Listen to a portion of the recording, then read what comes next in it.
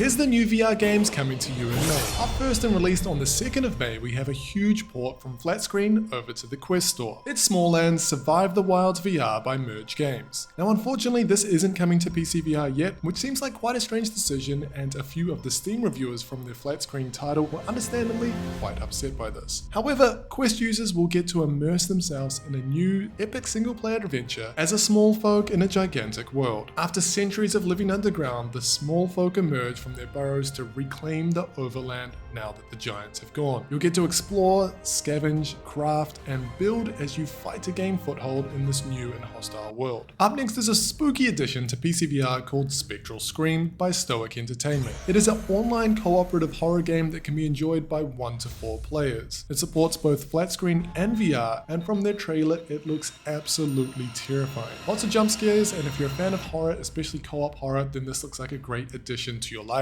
After playing loads of Walkabout Mini Golf and Golf Plus, I am very excited for the release of Ultimate Swing Golf. So this is coming to the Quest headsets on the 16th of May and was developed by Clap Hands, which is the developer of the much loved Hotshot Golf or Everybody's Golf depending on your region. Now normally I would expect this to absolutely pop off on the Quest Store, but the problem is that the two already mentioned games, Walkabout Mini Golf and Golf Plus, are so damn good, they're really going to have to give us a good reason to make the switch. Now I personally will be testing it with a friend next month to see if it's going to take the new top slot in my VR golfing games. And then apparently on the 22nd of May we have EXOcars coming to early access for PCVR users. Now unfortunately I couldn't find a trailer anywhere, but here are a few screenshots of the gameplay and it looks pretty damn sweet. This game supports multiplayer, car customization, and a load of different race modes. So if sim racing or rally is up your alley, then this looks like a good one for the wishlist. Stoic Entertainment are back with their second release of the month, this time in the form of Tank Arena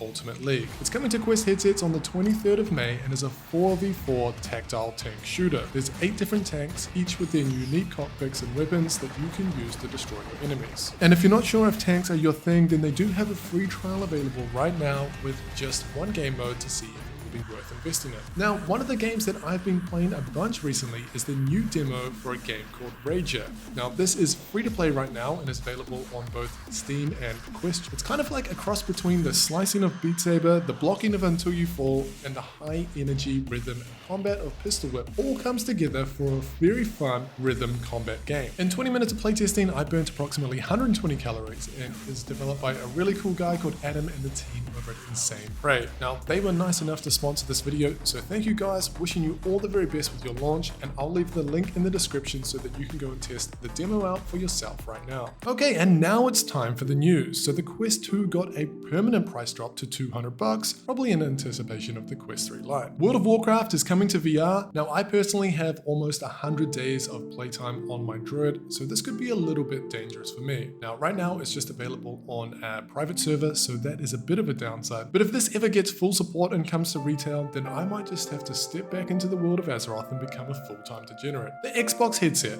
Well, kind of.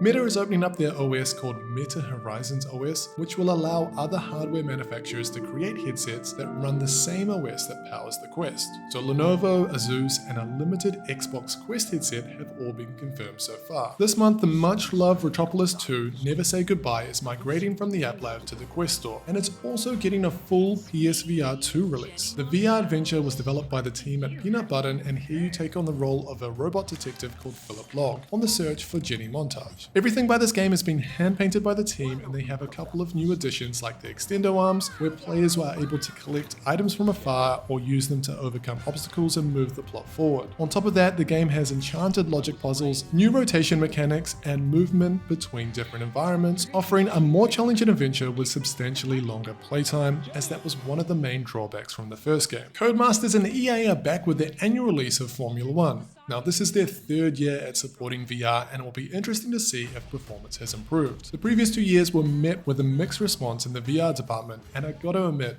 I preferred F123 on the flat screen. But then again, I'm not very good at sim racing, and I just found it a heck of a lot easier to play with the camera above the car rather than inside the cockpit with my headset on. Now this is going to cost $70 US. They also made another unpopular decision with skipping PSVR 2 support again. Man, that all being said, if you have a powerful rig, the force feedback steering wheel, and a solid PSVR setup, then this is one of the best ways to experience the thrill of being a Formula 1 driver. Sometime in May, we have Masters of Light coming to the Quest Store. This looks like an action-adventure game with some very advanced hand tracking. Now those that prefer to ditch the controllers will want to keep a very close eye on this one. Here you'll conquer 36 levels with unlimited replayability. You can upgrade 5 skills and become a superhero, the ultimate master of light. You have to fight, work out, and dance to their intense soundwave soundtrack while exploring breathtaking VR environments. If you've always wanted to put your engineering skills to the test, well, now you can with some assembly required. This is coming to the Quest Store sometime in May. Here you'll be in a factory building robots to help humans and cause some chaos. Its sandbox nature allows you to build any robot you can imagine, from a sandwich delivery robot to fighting a zombie invasion. They've got you covered. This adventure was developed by Filament Games, and they plan on having an in-game community feature where you can upload your own designs or learn from others. After a successful launch on the Quest and Pico, Sugar Mess is now coming to PSVR 2, and this is a little bit like Pistol Whip, but far more family friendly. Sugar Mess is a wave or rail style first-person VR shooter filled with challenging levels and fun minigames. Armed with candy-themed guns and upgrades, players are tasked with repelling an invasion of Pastry Army, defend the castle against wave of cake intruders, and protect the Sugar Kingdom.